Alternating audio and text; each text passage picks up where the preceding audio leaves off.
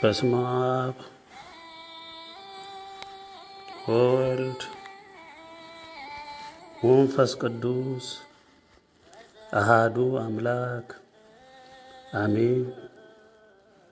የአብርሃም የይስሐቅ ያዕቆብ አምላክ የአብርሃሙ ሥላሴ ስምህ ይክበር ይመስገን ከዘላለም እስከ ዘላለም። ቸሩ መድኃኔ ዓለም ጌታችን መድኃኒታችን ኢየሱስ ክርስቶስ ክበር ተመስገን፣ ስምህ ይክበር ይመስገን ከዘላለም እስከ ዘላለም። እናታችን ቅድስተ ቅዱሳን በሰማይም ንግሥት በምድርም ንግሥት እምዬ ስምሽ ይክበር ይመስገን ከዘላለም እስከ ዘላለም። ቅዱሳን ሊቃነ መላእክት ተራዳኢዎቻችን፣ አማላጆቻችን፣ ጠባቂዎቻችን በአብርሃሙ ሥላሴ ፊት የከበራችሁ የፈቃዱ ፈጻሚዎች ስማችሁ ይክበር ይመስገን ከዘላለም እስከ ዘላለም። ቅዱሳን አባቶቻችን፣ እናቶቻችን፣ ሰማዕታት አባቶቻችን፣ እናቶቻችን ስማችሁ ይክበር ይመስገን ከዘላለም እስከ ዘላለም አሜን። ዛሬ በከፋ መከራ መሳደድ፣ መነቀፍ፣ በረቀቀ የዲያብሎስና የጭፍሮቹ ያልተቋረጠ መጠነ ሰፊ ጥቃት የደረሰባችሁ ወገኖቼ፣ የኢትዮጵያ ዓለም ብርሃን ቤተሰቦች፣ ቅን ትሑት የዋህ ሕዝቦች ከውጊያውም ከድቀቱም ጋር ሆኖም ቢሆን እንደምን ሰነበታችሁ? እኛ ደካማና ምናምንቴ የእግዚአብሔርም የድንግልም ባሮች ደህና ነን። ቸሩ መድኃኔ ዓለም የተመሰገነ ይሁን። ዛሬ ሁላችሁም እንደምትረዱት ብዙ ነገሮች ያለ ድብቅ ያለ ሽሽግ በግልጽ እንደ መልእክታቱ አግባብና አገላለጽ በመላው ዓለም ላይ በእኛም በአገራችን ላይ ፍርዱና አፈጻጸሙ እንደየደረጃው እንደየቅደም ተከተሉ እግዚአብሔር በወሰነው መሰረት እየተከናወኑ ይገኛሉ። እርግጥ ነው በአንዴ ደበላልቆና ጠራርጎ ምድሪቱን ሁሉ ማጥፋት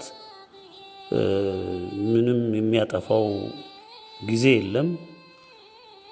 የሚያጠፋው ብርቱ ጥፋትም ቢሆን እርግጥ ነው ገና ባይከሰትም ምልክቶቹን እየሰጠ ለሰው ልጆች ቅጣቱንም ምልክቱንም ደረጃውንም እያሳደገ ምናልባት ልቡናቸው ተነክቶ የሚመለሱ በዚህ ውስጥ እግዚአብሔር የሚያውቃቸው ማለት ነው ይኖራሉ። ለነሱ ተብሎ ነው አንዳንድ እርምጃዎች ቀስ እያሉ የሚመጡት እንጂ አንድ አፍታ ጥርግርግ አድርጎ አጸዳድቶ ማስቀመጥ ለእግዚአብሔር ምንም የሚገደው ነገር የለም። ነገር ግን ወረፋውን ጠብቆ ይመጣል። የሚቀር ነገር የለም። ከባዱም ቀላሉም ብርቱም ሁሉም ጠራርጎም ያጠፋውም ሁሉም ደረጃቸው እንዳስፈላጊነቱ እየጠበቁ ይመጣሉ። እንደምትረዱት ከአንድ የእሳት ወንፊት ወደ ሁለተኛው ወንፊት፣ ከሁለተኛው ወንፊት ደግሞ ወደ ሶስተኛው እያለ መቅሰፍቱም ቅጣቱም እሳቱም ሁሉም በታዘዘበት ልክ በእጥፍ እየተባዛ የሚቀጥል ነው። የእግዚአብሔር የፍርድ አዘል ቅጣት የሚያስቆመው ምንም አይነት ምድራዊም ሰማያዊም ኃይል የለም። ምክንያቱም ሁሉን የፈጠረ ያስገኘ የአብርሃሙ ሥላሴ ፍርድና ቅጣት ስለሆነ፣ ስለዚህ በምንም መንገድ ሳይቆም ይቀጥላል። ቀደም እንደተገለጸው በአንድ ጊዜ ሁሉንም ጠፊ ጠራርጎ ማስወገድ ለእግዚአብሔር ገዱ አይደለም፣ የቅጽበት ሥራና ክንዋኔ ስለሆነ ነው። ነገር ግን ለንስሐ ይበቁ ዘንድ እየተጠበቁ ያሉት ከዚህ ከጠፊው ትውልድ መሃል ይወጡና ይመለሱ ዘንድ እየተጠበቁ ያሉ ወገኖች በተለያየ የዲያብሎስ ትብታብ ውስጥ ስላሉ እነሱን ለመመለስ ወደ ልቡናቸው እንዲመለሱና እንዲጸጸቱ ለማድረግ እየተወሰደ ያለ የእግዚአብሔር ቅንነት የተሞላው ፍርድና እርምጃ ነው። ይህ ስለሆነ ነው የዘገየ የሚመስለው። ወገኖቼ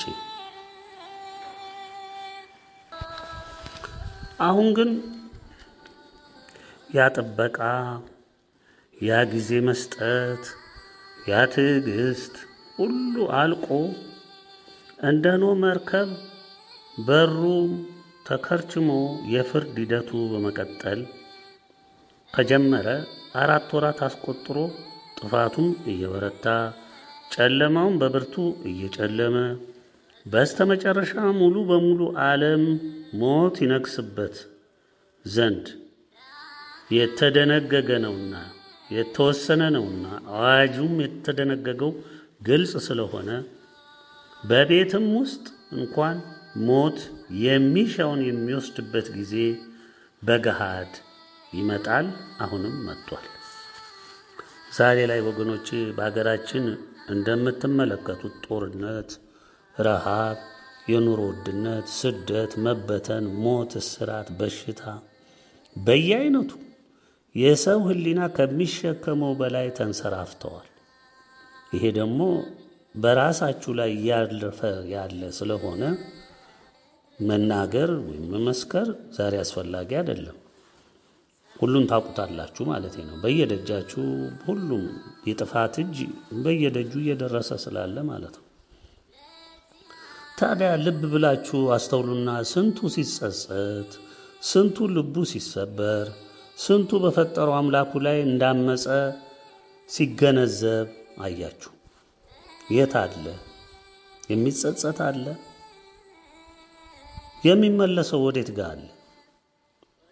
ልቡን ሰብሮ ተጸጽቶ አምላኬን በድያለሁ፣ የፈጠረኝን አምላክ አሳዝኘዋለሁ፣ ወደ እግዚአብሔር ለመመለስ ይገባኛል ብሎ ለመመለስ የሚጥረውን አይታችኋል ወይ? የለም። በዛው በጥፋቱ ምክንያት እየደረደረ በዛው በጥፋቱ እየገሰገሰ ነው። ረሃብ እየፈጨው፣ ኑሮና እሳቱ እየጠበሰው፣ ስደት በልማት ስም ቤት አልባ፣ በዘር መለኪያ ሥራ አልባ፣ በግብር ስም ፍጹም ዝርፊያ፣ በሕግ ማስከበር ስም እስር፣ ንብረት መውደም፣ በጥቅሉ ሁሉም አይነት መከራዎች እየፈሰሱበት እንደ መለስተኛ ቅጣት ቁጠሩት። ይሄንን ዛሬም ከሚያጠፋው መንግስት ተብዬ መፍትሄ ይወድቃል ብሎ ይጠብቃል። ቀበሮ ምን ይወድቅልኛል ብላ በሬውን ስትከተል እንደዋለች እንደተረዳችሁት በቅርቡ ህዳር 7 ቀን 2018 ዓመተ ምህረት 20 ዓመታችንን በጩኸት በኑ ተመለሱ አክብረነዋል፣ አሳልፈነዋል። 20 ዓመትን ድፍን ስንቱ ተመለሰ፣ ስንቱ ንስሐ ገባ። ወገኖቼ ግድ የለም መከራችንን እንጠጣ፣ ይፌዝብን፣ ይቀለድብን፣ ያሳዱን፣ ይግደሉን፣ የረቀቀ ጥቃታቸውን፣ እስሩን፣ እንግልቱን ሁሉ ይፍሰስ። ግን የሁሉም ሆነን በጩኸታችን ተጸጽቶ የአምላክ ድምፅ ነው ብሎ ስንቱ ተመለሰሽ፣ ስንቱ ተጸጸተ፣ ስንት ሰው ከእሳት ወጣ። እንጃ ተስፋ አስቆራጭ ነው ወገኖቼ። አሁን ተስፋ ቆርጠን ውጤቱን ወደ መጠበቁ ተሸጋግረናል። ከዚህ ውጪ ካሁን በኋላ በሩም ከተከረቸመ በኋላ ምን ማድረግ እንችላለን? ምንም። ከሐምሌ 7 2017 ጀምሮ የተመለሱ ጩኸት አብቅቶ በሩ ተዘግቶ የእምነት መርከቢቱ በእምነት ተረድተው የተሰባሰቡትን ይዛ ጉዞዋን ወደ ብርሃናዊው የትንሣኤው ዘመን በማድረግ እየገሰገሰች ነው። የእምነት ዓይን ያለው እያየ ነው፣ እውሩ አያይም፣ በመንፈሱ የታወረ ነውና። እውነት ለመናገር ስንቶቼን አስተዋሉ። እምነቱ የለማ። እምነት እኮ ሲኖር ነው አይን የሚኖረው። ከእግዚአብሔር መንፈስ ቅዱስ አይን የመግለጥ ሥራ የሚሰራው መጀመሪያ ቃሉን ሰምተን ምክሩን ሰምተን አምነን ስንቀበል ነው። ማመን የሚባለው ቃሉን ሰምቶ ማመን ነው። አምኖም ደግሞ ሰው በልቡ አምኖ በአፉ መስክሮ ይድናል ይላል ቃሉ። ስለዚህ አመነ፣ በልቡ ተቀበለ እግዚአብሔርን ቃል። ከዛ በኋላ እምነቱን በተስፋ አጽንቶ ይጠብቃል። በእምነት ኃይል ይሄዳል፣ ለውጤቱም ይደርሳል። ይሄ ግን የለም፣ ማንም የሚያስተውል የለም። ከሁሉም የሚደንቀው ደግሞ ዘዴ ተብሎ እድሜ ይገኝ መስሏቸው አዲስ የውጊያ ስልት ያ ሁሉ በእኛ ላይ የሚያፈሱት የውጊያ ዘዴያቸው መላቸው ሁሉ አልሰራ ሲላቸው ደግሞ አዲስ የውጊያ ስልት መቀየሱ ነው የሚገርመን። እኛ ይሄ ነው ምንድነው የውጊያ ስልት ደግሞ ብላችሁ ልትሉ ትችላላችሁ። ይኸውም እንዲህ ነው አካሄዳቸው።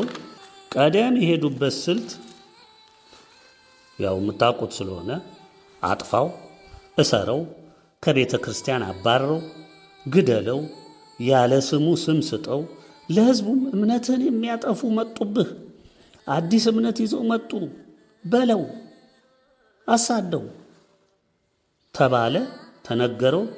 ምዕመኑ ተብየውም እንደ በቀቀን ቃላቸውን የሚያስተጋባ ትውልድ ነውና በእኛ ላይ ዘማች ሆነ።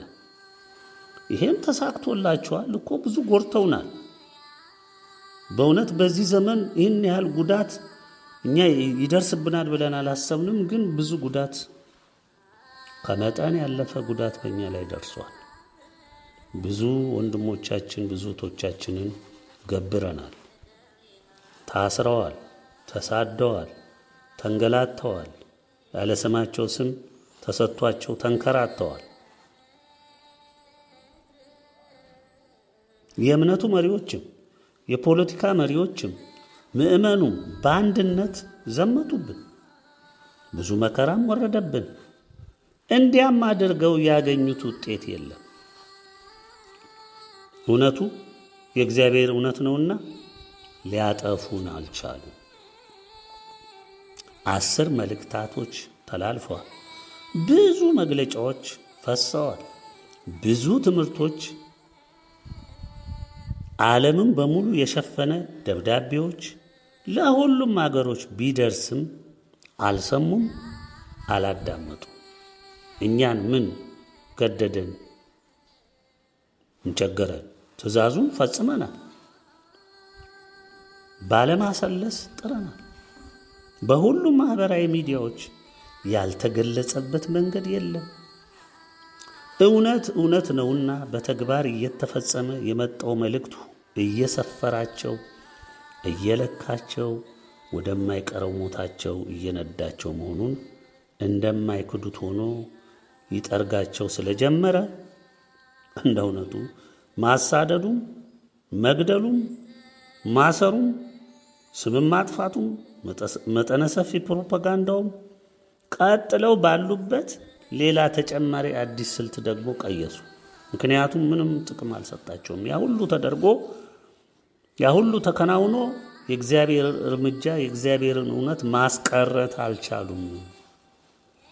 የኢትዮጵያ ዓለም ብርሃንን መልእክታትም መግለጫዎችም ደብዳቤዎችም ትምህርቶችም እንደ ብርሃን ወለል ብሎ የሚታይን እውነት ስለተሸከሙ የደፈረ ወይም እስኪ ልመልከታቸው ያለ በእርግጥ ከልቡ ከተመለከተውና በመላው ዓለም ከሚከናወነው ሁኔታ ጋር አነጻጽሮ በመንፈሳዊ ሕሊና በእምነት ከፈጣሪውም ጠይቆ በመረዳት ካየው እውነቱ በግልጽ ስለሚታየው ይህም ሁኔታ ደግሞ የሚወስዳቸው ብዙዎች በእምነት መሪዎቻቸው መታለላቸውን የሚረዱ ስለሆነ ከእጃቸው ስለሚወጡ አሁን ይህንን ለማስቆም አዲስ ስልት መቀየስ አስፈለጋቸው። አዲስ ስልት እንግዲህ ያስፈልጋል። ያ እንግዲህ ዘዴ አልሰራም። ዛሬ በኢትዮጵያም በመላው ዓለምም የእግዚአብሔር ፍርድ አፈጻጸሙን እያሰፋው እያከፋው በመሄዱ መፍትሄ ያሉት ሁሉ መናና ከንቱ ስለሆነባቸው ሳይንሱም ጥበቡም ዕውቀቱም ስላልረዳቸው የእግዚአብሔርን እጅ ማስቆም ስላልቻሉ ውርደታቸውም ወደ አደባባይ እየወጣ መዋረዳቸው በስፋት ስለቀጠለ በግድ በዚህ ሁሉ ክስተት ውስጥ አንዳንዶች ግራ ሲገባቸው ሲጨልምባቸው ወደ ሁሉ ነገር እጃቸውን ቢሰዱ መፍትሄ ሲያጡ የእኛኑ መልእክታትን ማየት ጀምረዋል። ይህ ነው ደግሞ ብዙዎች የእኛን ጠላቶች ያስደነገጠው። የውጭ ገዢዎችንም አስደንግጧል። የሀገራችንንም መሪዎች አስደንግጧል። ሁሉንም ረብሿል፣ አስደንግጧል። ግን እንዴት ያ ሁሉ ዘዴ፣ እንዴት ያ ሁሉ ስልታችን፣ እንዴት ያ ሁሉ እርምጃችን፣ እንዴት ያ ሁሉ አካሄዳችን፣ የሁሉ ዓለም የሁሉ የደህንነት መስሪያ ቤት ተቋማት፣ ፕሮፓጋንዳው፣ ማሽኑ ዓለም ላይ የተዘረጋው ስንት ሺህ የዜና ማሰራጫው ምን ሁሉ ጋዜጣው፣ ሶሻል ሚዲያው ይህ ሁሉ ተጮሆ በዚህ ላይ ደግሞ ስልታዊ ጥቃት ሁሉ እያደረግን እንዴት ነው እንደዚህ ሊጠፉ ያልቻሉት? ለምንድን ነው ማናጠፋቸው? ለምንድን ነው ልሳናቸው ተዘግቶ ትቢያ የማይሆኑት? ለምን? ስለዚህ የግድ አሁን ሌላው ዘዴ ያ እንዳለ ሆኖ ሌላ ዘዴ ደግሞ መቀየስ ይገባናል ብለው ነው እንግዲህ አዲስ ስልት በፕሮፓጋንዳ የሚሸፈን። በተለይ በዚህ ዘመን ወገኖቼ ወሬ አገሩን እንዳጠፋ ያጠፋ ነገር የለም። አሁን አዲስ ስም ሰጥተውታል። የኢንፎርሜሽን ዘመን፣ የኢንፎርሜሽን ቴክኖሎጂ ዘመን ስሙን አሳመሩት እንጂ የወሬ ዘመን፣ ወሬ የመቀባበል ፍጥነት ዘመን፣ በፍጥነት ወሬ የማዳረስ ዘመን። አጥፊም ይሁን አልሚም ይሁን ምንም ይሁን ግን በቅጽበት በመላው ዓለም ላይ የሚዳረስበትን መስመር እንደ ጉድ ዘርግተውታል። እያንዳንዱ ሰው ከዚህ ነፃ እንዳይሆን አድርገውታል። ለመሆኑ ወገኖቼ ሞባይል ያልተሸከመ ሰው አለ? በዛ ውስጥ የሚሰራጩት በሙሉ እየተጠኑ እቅድ እየተነደፈላቸው በከፍተኛ ደረጃ በጀት ወጥቶላቸው ሀብት ፈሶላቸው ወደ ህዝብ ጆሮ የሚፈሱት እንደ ጉድ ይፈሳሉ። ትሰሟቸዋላችሁ። በዚህ ቀዳዳ ውስጥ ነው እኛም የእግዚአብሔርን ድምፅ የማስተላለፍ እድል ገጥሞን በቴሌግራም ላይ የእኛንም ድምፅ የምትሰሙት። እግዚአብሔር ፈቃዱ ስለሆነ እንጂ እነሱ ፈቅደውልን አይደለም። የእግዚአብሔር እጅ ስለሆነች ግን እስካሁን አልዘጉትም። ከዚህ በኋላ እኛ ቢዘጋም ቢከረቸምም ግድ የለንም። ምክንያቱም የሚገባውን ነገር ሁሉ ለህዝብ አድርሰን ጨርሰናል። ሁሉንም ነገር በፊታቸው አፍስሰናል። እግዚአብሔር የፈቀደውን ድምፁን አድርሶ ያለንን ሁሉ አንዲት ነገር ሳትጎል አድርሰናል። በራሳቸው በዘረጉት ማሽን፣ የፕሮፓጋንዳ ማሽን፣ ማህበራዊ ሚዲያ ነው የሚባለው፣ በሙሉ ከሀ እስከ ፐ ደርሷል። ዛሬ ይሄንን ስንናገር ይኸው በዚህ ምክንያትም ደርሷችኋል። ሁሉንም ይሰማው የማይሰማ የለም። የእግዚአብሔር ድምፅ ያለው በግልጽና በማያሻማ ሁኔታ በኢትዮጵያ ዓለም ብርሃን ቤተሰቦች አካባቢ ወይም ደግሞ በእነሱ ውስጥ ባለው በቀጥታም በሚተላለፈው ይሄው ትምህርታችን ነው።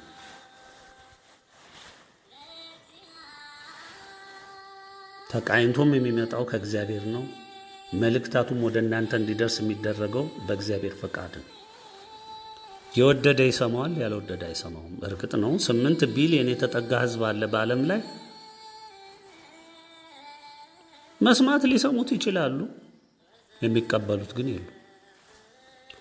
ሰምቶ ይላል ቃሉ። ያው የእግዚአብሔርን ቃል ሰምቶ አምኖ ሰው በልቡ አምኖ ይላል። ከእግዚአብሔር ቃል በልቡ አምኖ ከየት ይሰማል? ከእግዚአብሔር ቃል በልቡ አምኖ ሰምቶ መስክሮ ይድናል ይላል። በልቡ አምኖ ከእግዚአብሔር ቃል ሰምቶ ያንን ከእግዚአብሔር ቃል የሰማውን በልቡ ያምናል፣ ይቀበላል፣ ልቡ ላይ ያትማል፣ ያኖራል። ይሄ ለእኔ የሚጠቅም ነው፣ ትክክል ነው፣ የእግዚአብሔር ድምፅ ነው ብሎ ቃሉን ሰማ፣ ልቡ ላይ ያኖረ፣ ባመነው ልክ ደግሞ መሰከረ ለሌላው። እንዲህ አይነቱ ሰው ዳነ እንለዋለን። እውነተኛ የእግዚአብሔር ሰው ሆኖ ተገኘ እንላለን። እግዚአብሔር ተቀበለው እንላለን። እንዲህ ነው የተቀበልኩት እግዚአብሔርን፣ እንዲህ ነው ያገኘሁት እግዚአብሔርን። ይህን ድምፅ ሰማው። ይሄ ድምፅ ደግሞ በትክክል የእግዚአብሔር ድምፅ ነው። ወቀሰኝም፣ ከሰሰኝም፣ አስተማረኝም፣ ቀጣኝም ይሄ ትክክል የእግዚአብሔር ድምፅ ነው ብሎ ሲቀበል እግዚአብሔር አዳነው፣ ከጠፋበት መለሰው፣ ወደ ንስሐ አመጣው፣ ገሰጸው፣ መከረው። እሱም ተቀበለ። ልቡን ሰብሮ ወደ እግዚአብሔር ተጸጽቶ ወደቀ፣ እግዚአብሔርም ተቀበለው ብለን የምንለው እንዲህ ሲሆን ብቻ ነው። ይህን ታያላችሁ። አለ የለም እኮ ወገኖች፣ ይሄ የለም የለም። እንዲህ አይነት ነገር አሁን በዓለም ላይ አታዩም። ለዚህ ነው እግዚአብሔር 20 ዓመት ሙሉ ድምፁን እንደ ጎርፍ ሲያፈስ በእኛ አንደበት ላይ ሲያፈስ የትም ባከነ የትም ፈሰሰ እንጂ ለኔ ነው ለኔ ይጠቅማል ብሎ ስንት ህዝብ ተቀበለው ወገኖቼ? ስንት ሚሊዮን፣ ስንት ሺዎች፣ ስንት መቶ ሺዎች፣ ስንት 10 ሚሊዮኖች፣ ስንት 100 ሚሊዮኖች ተቀበሉ። እንግዲህ 8,000 ሚሊዮን ህዝብ ባለበት ዓለም ላይ ስንቶች ተቀበሉት? እግዚአብሔር በዚህ ዘመን አይናገርም። እግዚአብሔር ትቶናል አይናገርም። እንዴት አይናገርም? እግዚአብሔር ምን የሚከለክለው አለ? አንተ እግዚአብሔር የሚያይ አይን ስለሌለህ እንጂ እግዚአብሔርማ ዘወትር ይናገራል። እግዚአብሔር በዚህም በዛም ይናገራል፣ ሰው ግን አያስተውለውም ይላል። ይሄ ነው ቃሉ የሚነግረን ይሄንን ነው። እግዚአብሔር በብዙ መልኩ ይናገራል። የመናገሪያ ጊዜ አለ፣ ዝምም የማያ ጊዜ አለ። እግዚአብሔር 20 ዓመት ሙሉ እኛን አስነስቶ እየተቀጠቀጥን፣ እየተሳደድን፣ እየተጨፈጨፍን ለእናንተ እውነቱን እንድንነግር፣ ብርሃናዊውን ነገር እንድናቀርብ፣ የዲያብሎስን አንደበት የሚያዘጋውን የእግዚአብሔርን ድምፅ እንድሰሙ እኛን አስነሳና ምናምንቴዎቹን፣ ከንቱዎችን፣ ዕውቀት የሌለንን ከየትም ከትቢያ ላይ አነሳንና ይሄው እንድንናገር አደረገ። 20 ዓመት ሙሉ ጮህን። ይሄው አሁንም ዛሬ 20 ዓመትም አልፎ ይሄው አሁን እንናገራለን። ሰማችሁ? አደመጣችሁ? ምንም ሰው በሩ ሁሉ ሲዘጋበት አይደነግጥም እንዴ? ምንም። እኔ ትውልዱ በቁሙ ሙቶ የተቀበረ ትውልድ ነው። ሙቶ የተጠናቀቀ ትውልድ ነው። ዲያብሎስም እኮ በግዳዩ ዘና ብሎ ከየት ይሄዳል? ከእኔ ጉያ ወዴት ይሄዳል? የሁሉ ዘመን በሱ ላይ ስራዬን ስሰራ ኖሬያለሁ፣ ከእጄ ወዴት ይሄዳል እያለ በሚመጻደቅበት ዘመን ላይ ነው ያለነው። ይሄ ወገኖቼ ግልጽ ሊሆንላችሁ ይገባል። እኛ አሁን ተመለሱ አይደለም፣ ተመለስ አትመለስ የኛ ስራ አብቅቶ በየወቅቱ የኛኑ ቤተሰቦች የማንቃት ከኛም ቤተሰብ ውጭ ሆነው ያሉ የዋህ ቅን ትሁት ህዝቦች እግዚአብሔርም በየበዓታቸው ሰውሮ ያስቀመጣቸው ህዝቦቹ የማጽናናት የመምከር ሁኔታዎቹን ደግሞ እንዲገነዘቡ የማድረግ ትምህርትም እንዲጨብጡ የማድረግ ስራ መስራት ስላለብን ነው ድምጻችንን እንደዚህ ቆየት እያልን እናሰማው። ለምን? ለነገ ወገኖቻችንን እያሰናዳን መሄድ አለብን። አዎ የጠፊ ዓለም የከንቱ ዓለም ይጠረጋል፣ ተጀምሯል፣ ይጠናቀቃል። ከዛ በኋላ ኢትዮጵያ ዓለም ብርሃናዊ መንግስት ስፍራውን ይረከባል። ዘለልክ፣ ጨፈርክ፣ ኒኩለር ጨበጥኩ አልክ፣ ሃይፐርሶኒክ አለኝ፣ ሚሳኤል አለኝ፣ ሰማዩ ላይ ተቆጣጥሬዋለሁ፣ በዚህ እሮጣለሁ፣ በዚህ ገባለሁ፣ ምን ያሻህን አድርግ። ዲያብሎስ በጥበብ የተሞላ ነው፣ የምታውቁት ነው። ስለዚህ በዛ ጥበቡ መሰረት ዓለም እንድትጠፋ ያላስጨበጣት የጥፋት ዕውቀት የለም። የጥፋት አይነት ሞልቷል። በዛ ዕውቀቱ ልክ የሰው ልጅ አርቀቆ ደግሞ ብዙ መሳሪያ ሰርቶ መልሶ በመሳሪያው እንዲወገድበት እንዲጠፋበት እየሰራ ነው። እጫፍ ደርሷል። የዚህ ሁሉ ድምር ውጤት ግን ባለቤቱ ፈጣሪ እግዚአብሔር አምላካችን በቃ የሚልበት ጊዜ መጥቷል። በቃ ለጠላትም በቃ፣ እሱን ለተከተሉ ምክር ለማይሰሙ ለደነቆሩ ለደነዘዙትም በቃችሁ አበቃ ብሎ ተናገረ። ሰማችሁ።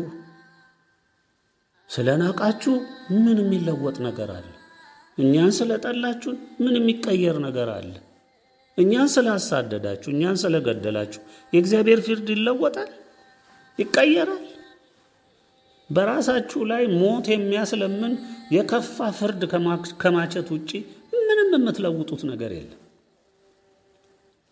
እርግጥ ነው የተወሰነ ጊዜ ልንጎዳ እንችላለን። ብዙዎች ተጎድተናል፣ ብዙዎች ስቃይተዋል፣ ብዙዎች ታስረዋል፣ ብዙዎች ተሳደዋል። ይህንን የፈጸማችሁ ሰዎች በሙሉ ከመሪ ጀምረ እስከ ስር ምንዝር ድረስ ያለህ በሙሉ ሞት የሚያስለምነውን ቅጣት ወደፊት ታየዋለህ። ሞት እየለመንክ አታገኝም። ሞት አልወስድህም ይላል። እባክህ ውሰደኝ ትላለህ፣ አልወስድህም። አንተ እኮ ሞት ለአንተ አይሰጥም። አያችሁ፣ ሞት ለአንተ አይሰጥም። ሞት እኮ የሚሰጠው በአግባቡ ኖሩም አጥፍተውም እኮ ቢሆን በድለውም ቢሆን እግዚአብሔርንም አሳዝነውም ቢሆን እኮ ሞት ሕጉ ነውና እግዚአብሔር የደነገገው ስርዓት ነውና እዚህ የሚቀር ምንም ነገር የለም። ሁሉም አላፊ ነውና በስርዓቱ ይሄዳሉ። አጥፍተውም ቢሆን በድለውም ቢሆን ለፍርድ በስርዓቱ ሞተው ተቀብረው ነፍሳቸው ወደ እግዚአብሔር ትሄዳለች። ስጋቸው ደግሞ ወደ መጣበት ወደ አፈርነቱ ይመለሳል። ወደፊት ደግሞ እግዚአብሔር ባዘዘው ሰዓት በትንሣኤ ይነሳል፣ ለፍርድ ይቀርባል። ያ የምናውቀው እውነት አሁን ላለው የከፋ ወንጀለኛ፣ አሁን ላለው ለዚህ ክፉ ትውልድ በተለይ በዚህ ዘመን መሪ ነን፣ አለቃ ነን፣ ምንዝር ነን፣ ፖሊስ ነን፣ ደህንነት ነን፣ ጄኔራል ነን፣ ሳይንቲስት ነን፣ ዶክተር ነን፣ ፕሮፌሰር፣ ሊቅ ነን፣ ጠበብት ነን፣ ሁሉንም ውሰዷቸው። በቃ አሁን ዓለምን በማመስ ላይ የሚገኙ በከፍተኛው እርከን ላይ ያለው በሙሉ ውሰዱት። እግዚአብሔርን እጅግ የናቀ ትውልድ ነው። እጅግ ወደር ያልተገኘለት የእግዚአብሔርን ድምፅ የናቀ ትውልድ ስለሆነ ሞት ዝም ብሎ አይሰጠውም። አዎ ምናልባት በስርዓት እየሞቱ ሲቀበሩ የምታዩቸው እድለኞች ናቸው። ስለ ፍርዱ እንተው፣ እዛ ሄደው የሚጠብቃቸውን ፍርድ እሱን እንተው። እንዲሁ በስርዓቱ በአግባቡ ሄደው ሰው ወስዶ ሲቀብራቸው የምታዩ ሞት መጥቶ በአግባቡ የሚወስዳቸው እግዚአብሔር ያደላቸው። አዎ እግዚአብሔርን ባያውቁም ቢያጠፉም ቢበድሉም ቢያሳዝኑም በተለያየ ችግር ውስጥ ቢወድቁም እንደ ጥፋታቸው መጠን እንደ በደላቸው መጠን እዛው ፍርዱ ቦታ ሲደርሱ እግዚአብሔር ፍርዳቸውን ያሳውቃቸዋል። ሞትን ግን እንደ ማንኛውም ሰው በስርዓት ሞተው